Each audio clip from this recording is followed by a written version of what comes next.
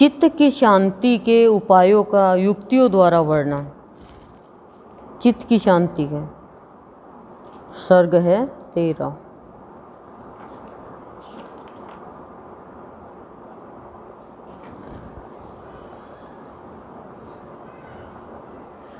कि चित्त की शांति कैसे होगी, उसका उपाय बताया युक्तियों द्वारा। श्री वशिष्ठ जी कहते हैं, रघुनंदन, बिना जीती हुई मन सहित इंद्रियां शत्रु के समान है। इन्हें तब तक बारंबार जीतकर परमात्मा में लगाने का प्रयत्न करें जब तक अंतःकरण स्वयं ही परमात्मा के ध्यान में एकाग्र होकर शुद्ध एवं प्रसन्न न हो जाए।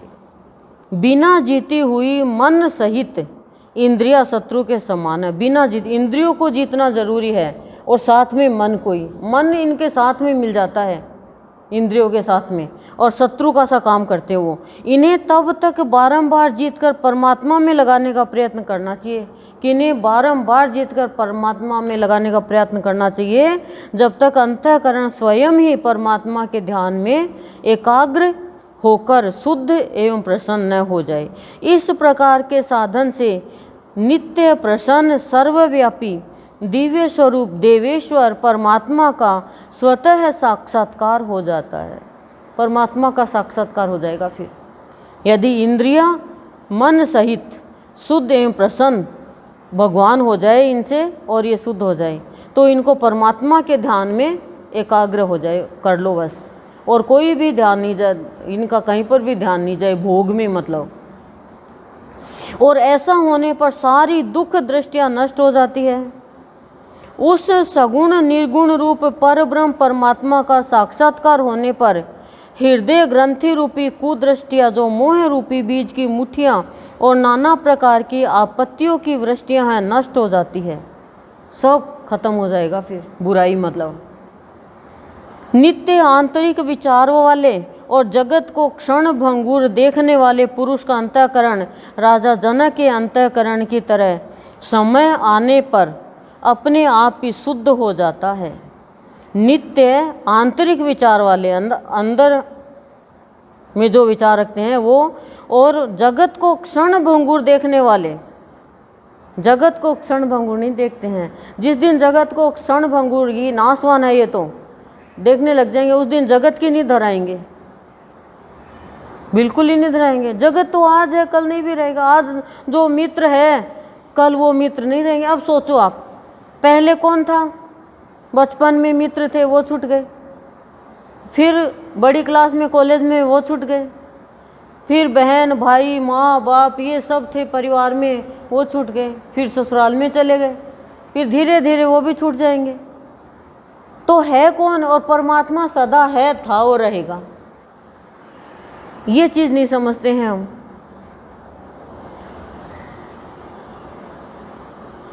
तो कह रहे हैं संसार को क्षण भंगुर देखता है जो, और नित्य आंतरिक विचार को शुद्ध रखता है, वो पुरुष का अंतःकरण राजा जनक के अंतःकरण की तरह आने पर, समय आने पर अपने आप ही शुद्ध हो जाता है।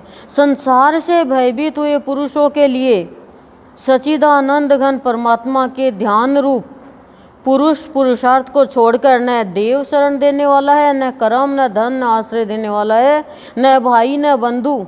अपने उद्धार के लिए इनमें से कोई भी आश्रय लेने योग्य नहीं है, केवल एकमात्र परमात्मा ही शरण लेने योग्य है। क्लियर। आप चले जाओ, पुराने हो गए, मान लो कहीं भी कोई पुराना दोस्त है और सहेली है, साथ में पढ़ी हुई है, क्लास फेलो थी, उनके पास में जाके आप कोई हेल्प मांगो, आपको दे दे। तो आप कोशिश करके देखो, बाई चांस कर दिया तो ये मान लो आपका प्रारब्ध ने करवा दिया, नहीं भगवान का काम भी नहीं करेंगे। इंसान का तो ऐसा है, सत्संग में आने के बाद में भी यदि उसको पुण्य का फल पुण्य करवाते हैं उसे, लेकिन बुद्धि काम नहीं करती। मान लो जयपुर से हम चलकर आ रहे हैं पिलानी, और बीच में सिक्कर पड़ रहा है, चोमू पड़ रहा है, झुंझुनू पड़ रहा है। यदि कोई सवारी हम ले आए एडजस्ट करके तो हमें तो कोई वजन नहीं लगेगा, लेकिन ना हम बर्दाश्त नहीं करेंगे बिल्कुल भी, हम तो अपने ही हैं, सत्संग से चल रहे हैं, सत्संगी ही है, उनको भी हम एडजस्ट नहीं कर पाते। हम तो उधर से होके आएंगे। अरे तुम इधर से होके भी आ सकते हो, पर नहीं, तो ये बुद्धिहीनता का ही तो काम है। हमारे भाव योगी तो ऐसी बुद्धि नहीं देते किसी को भी। भाव योगी की शरण में आकर भी हम ऐसा, यदि हम नहीं भी आ रहे हैं तो भी हम उस रास्ते से आ जाएं उसको छोड़कर, क्या फर्क पड़ता है? 1 लीटर पेट्रोल ज़्यादा जल जाएगा, इतनी तो बात है। हाँ, कोई अपने स्वार्थ के लिए कोई काम करवाए, उसके लिए मना कर दो। मान लो अपन नारड़ से चलते हैं और कोई ये कह दे मुझे देव रोड छोड़ दो, और हम कहते नहीं हम तो ये इधर शॉर्टकट जाएंगे। अरे देव रोड हो क्या जाओ, कौन सा फर्क पड़ता है बताओ? ड्राइवर नाराज हो तो कहे देख भैया पैसे ज़्यादा ले लेना, लेकिन छोड़ना तो पड़ेगा। ये तो सत्संग का भाव होना चाहिए हमारे अंदर, पर ये ऐसा नहीं देखा हमने सब में।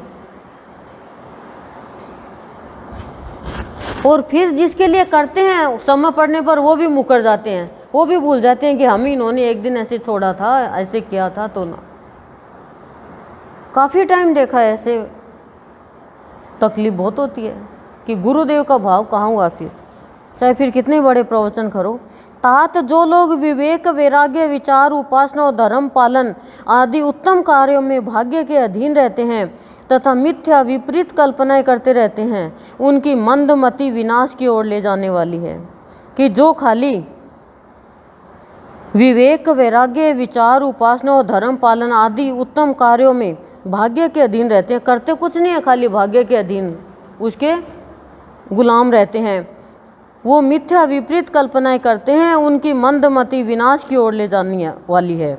अतः उसका अनुसरण नहीं करना चाहिए। उत्तम विवेक का आश्रय ले अपने आत्मा का अपने ही द्वारा अनुभव करके परम वैराग्य से पुष्ट हुई पवित्र एवं सूक्ष्म बुद्धि रूप नौका द्वारा संसार सागर को पार करे। श्री राम, यह मैंने तुमसे आकाश से गिरने वाले फल के समान शीघ्रता पूर्वक होने वाले ज्ञान प्राप्ति का वर्णन किया है। यह ज्ञान अज्ञान रूपी वृक्ष को काट डालने वाला तथा निरतिशय यानी परमात्मा का सुख प्रदान करने वाला है। वांछित यानी मन के अनुकूल और अवांछित यानी मन के प्रतिकूल वस्तु की आशंका रूपिणी चंचल वानरिया यानी वन में रहने वाले नर जिस चित्त रूपी वृक्ष पर कूद फांद लगाए रहती है, उसमें सौम्यता यानी शांति कहाँ से आ सकती है?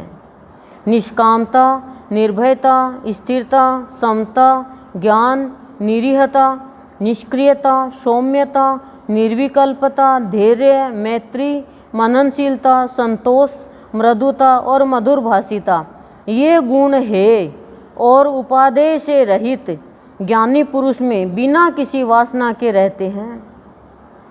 इनमें बिना वासना के रहते हैं, ये सारे गुण है, लेकिन न तो ये गुण ये छोड़ने तुल्य है, न ये ग्रहण करने लायक है, वो तो रहित रहते हैं, इन सबसे ऊपर उठे हुए रहते हैं ज्ञानी पुरुष। और किसी भी वासना, किसी भी तरह की वासना नहीं रहती है ज्ञानियों में। जैसे बहते हुए जल को बांध से रोका जाता है, उसी प्रकार निकृष्ट विषयों की ओर दौड़ते हुए मन को विवेक वैराग्य के बल से विषयों की ओर से लौटाए, अर्थात चित्त की बहिर्मुख वृत्ति को विवेक वैराग्य द्वारा अंतर्मुखी करे। श्री राम, मोह संसार को भूलकर फिर नहीं प्रस्फुटित होता और संसार चित्त को भुलाकर फिर नहीं अंकुरित होता। खड़े होते, चलते, सोते, जागते, कहीं निवास करते, उछलते और गिरते पड़ते, यह दृश्य प्रपंच असत्य ही है कि यह संसार का जो झंझट है, जंजाल है, ये असत्यमय है। ऐसा मन में निश्चय करके इसके प्रति आस्था का परित्याग कर देना चाहिए कि ऐसी आस्था नहीं रखनी चाहिए कि ये सत्य है। रघुनंदन, समता का भली भांति आश्रय ले, रघुनंदन समता का भली भांति आश्रय ले, प्राप्त हुए कर्तव्य का पालन करते हुए अप्राप्त का चिंतन न करके निर्द्वंद हो इस लोक में विचरना चाहिए। क्या कह रहे हैं? समता का भली भांति आश्रय ले, समता का भाव हो और कर्तव्य का पालन करते हुए अप्राप्त का चिंतन न करके निर्द्वंद हो इस लोक में विचरण करना चाहिए। श्री राम, तुम ही सर्वज्ञ, तुम ही अजन्मा, तुम ही सबके आत्मा और तुम ही महेश्वर हो। तुम अपने चैतन्य स्वभाव से कभी च्युत यानी गिरे नहीं हो, तथापि तुमने इस प्रकार इस संसार का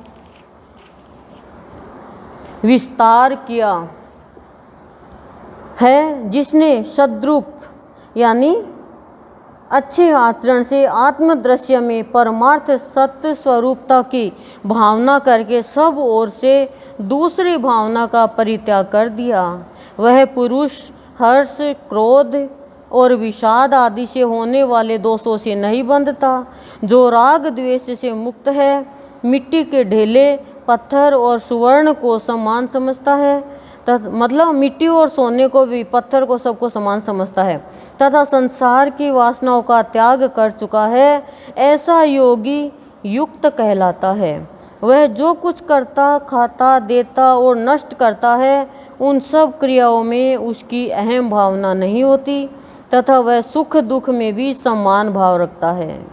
जो इष्ट और अनिष्ट की भावना का त्याग करके प्राप्त हुए कार्य को कर्तव्य समझकर ही उसमें प्रवृत्त होता है, उसका कहीं भी पतन नहीं होता। महामते, यह जगत चेतना मात्र ही है। इस प्रकार के निश्चय वाला मन जब भोगों का चिंतन त्याग देता है, तब वह शांति को प्राप्त हो जाता है।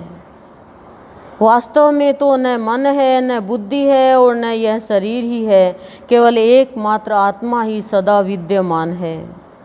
आत्मा ही यह संपूर्ण जगत है और आत्मा ही काल क्रम है। वह विशुद्ध आत्मा आकाश से भी सूक्ष्म होने के कारण प्रतीत न होने पर भी ध्रुव सत्य है यानी अटल सत्य है। सूक्ष्म होने के कारण प्रत्यक्ष प्रतीत न होने पर भी यह आत्मा नित्य सत्य चेतन रूप है। अतएव सब प्रकार के लक्षणों से अतीत शुद्ध आत्मा केवल अपने अनुभव से ही जाना जाता है। जहाँ केवल परमात्मा की चेतनता है, वहाँ उसी तरह मन का क्षय हो जाता है। जैसे प्रकाश में अंधकार का नाश हो जाता है, अतः उस आत्मज्ञान की प्राप्ति के लिए वैराग्य से, प्राणायाम के अभ्यास से, विवेक विचार से, दुर्व्यसनों के विनाश से तथा परमार्थ तत्व के बोध से प्राणवायु का निरोध करना चाहिए। उस आत्मज्ञान की प्राप्ति के लिए क्या करना चाहिए वो बताया है। वैराग्य से, प्राणायाम के अभ्यास से, विवेक विचार से, दुर्व्यसनों के विनाश से तथा परमार्थ तत्व के बोध से प्राणवायु का निरोध करना चाहिए यानी रोकना चाहिए। जड़ तथा स्वरूपहीन होने के कारण मन सदा ही मरा हुआ है। ये मन में क्या है? जड़ का भाव और स्वरूप अपने स्वरूप से हीन है। किंतु आश्चर्य है कि उस मरे हुए मन के द्वारा ही लोग मारे जा रहे हैं। चक्र के समान घूमती हुई है मूर्खता की परंपरा बड़ी विचित्र है। ओहो, महामायावी मायासुर का भी निर्माण करने वाली यह माया अत्यंत अद्भुत है, जिसके कारण अत्यंत चंचल चित्त के द्वारा भी यह लोक अभिभूत यानी विचलित हो रहा है। जब मूर्खता आती है तब पुरुष सभी आपत्तियों का भाजन हो जाता है। भला अज्ञानी पर कौन सी आपत्ति नहीं आती? देखो, अज्ञान से ही मूर्खता से इस सृष्टि को उत्पन्न, अज्ञान ने ही मूर्खता से इस सृष्टि को उत्पन्न किया है। हाय, बड़े क्लेश की बात है कि यह सृष्टि दुर्बुद्धि के कारण मूर्खता के वश में पड़ी हुई उसके द्वारा पीड़ित हो रही है। बुद्धि से अब दुर्बुद्धि, देखो दुर्बुद्धि का क्या, दुर्बुद्धि के कारण मूर्खता के वश में पड़ी हुई उसके द्वारा पीड़ित हो रही है, बुद्धि है वो। तथापि यह जीव असत्य का अनुवर्तन यानी अनुगमन करके उत्तरोत्तर दुख उठाने के लिए ही इस सृष्टि को उपलब्ध करता है। मैं समझता हूँ यह मूर्खतामयी सृष्टि अत्यंत सुकुमार अविचार मात्र से सिद्ध है, कि कोई विचार सिद्ध नहीं है इसमें। अतः एकमात्र विचार से ही इसका बाध किया जा सकता है। श्री राम इस मूर्ख लोकमयी सृष्टि के रूप में असत्य रूप मन ही प्रकट हुआ है, अर्थात यह मन का ही विकार है। जो पुरुष उस मन को वश में नहीं कर सकता, मन बुद्धि चल रहा है, वह अध्यात्म शास्त्र के उपदेश का पात्र नहीं है। मन को, जिसका मन वश में नहीं है ना, वो अध्यात्म शास्त्र के उपदेश का पात्र नहीं है। उस पुरुष की बुद्धि चारों ओर से विषयों में ही आरूढ़ है और उतने से ही वह अपने को परिपूर्ण मानती है, इसीलिए परमात्मा की ओर अभिमुख नहीं होती, सूक्ष्म वस्तु के विचार में भी समर्थ नहीं हो पाती, इसीलिए उसमें आध्यात्मिक शास्त्र का उपदेश पाने की योग्यता नहीं होती। आध्यात्मिक शास्त्र के जो उपदेश है वो पाने की योग्यता नहीं होती। क्यों? क्योंकि परमात्मा की तरफ मुख नहीं है उस बुद्धि का, वो तो विषयों की ओर ही आरूढ़ हो रही है। समझ रहे हो? मन बुद्धि का बता दिया, पूरा हो गया। सर्ग 13 उपसम प्रकरण का। ओम शांति।